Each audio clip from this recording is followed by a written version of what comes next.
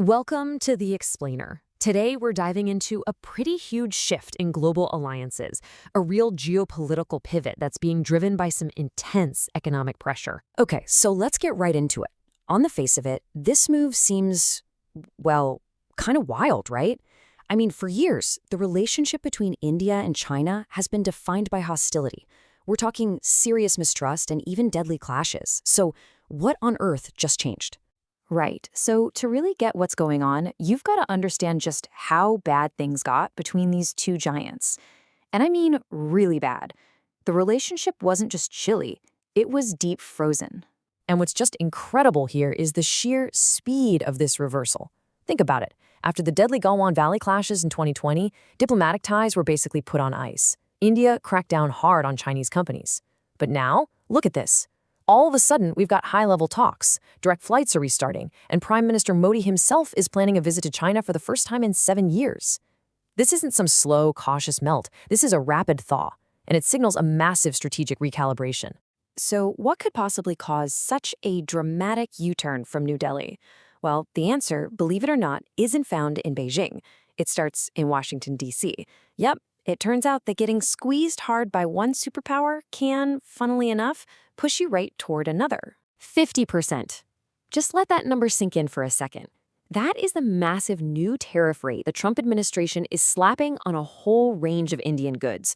This isn't a little warning shot, this is a body blow, and it's sending some serious shockwaves through India's economy. And this isn't just one simple tax. Oh no, it's a double whammy. You've got a 25% blanket tariff on a huge chunk of Indian exports. Then, you've got another 25% penalty piled on top, specifically for buying Russian oil. And the real kicker? Those crucial trade talks that were supposed to happen, to maybe sort all this out, postponed indefinitely. So yeah, India has been put in a really, really tough spot. And this is where things get really interesting, and you can see why New Delhi is so frustrated. India's getting hammered with tariffs for buying Russian oil, but China, which is the single largest buyer of Russian crude in the world, gets a pass. The official U.S. reasoning is that sanctioning China's massive refineries would cause a huge spike in global energy prices. But if you're sitting in India, that just looks like a glaring double standard. Economist Steve Hanke from Johns Hopkins really hit the nail on the head with this one. As he put it, the unpredictable nature of U.S. policy puts India in an impossible position. This kind of whiplash means that trying to build a long-term strategy with the U.S. as a reliable partner feels incredibly risky. Okay, so this pressure from the U.S. couldn't have possibly come at a worse time for India, economically speaking. They've got these huge, ambitious goals, and this trade dispute is a massive wrench in the works. $100 billion. That's the magic number. It's India's annual target for foreign direct investment by 2026. And hitting that number isn't just a nice-to-have. It's absolutely central to their entire strategy to become a developed nation. And here's the problem. Right when India desperately needs that investment to be flowing in, its traditional partners are throwing up roadblocks. FDI inflows are already trending below their recent peak. And now you pile on these U.S. tariffs, the stalled trade talks, and all the other chaos in global supply chains, and suddenly India's whole economic game plan is looking pretty shaky. Meanwhile, look at what's been happening with China.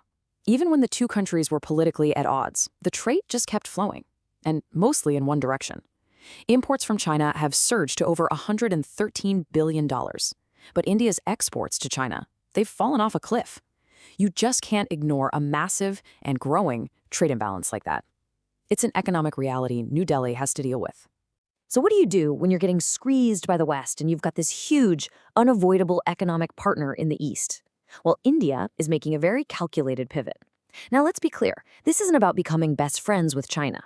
This is pure pragmatism. It's about finding the investment and supply chain stability it needs to survive and grow. So how are they actually going to pull this off?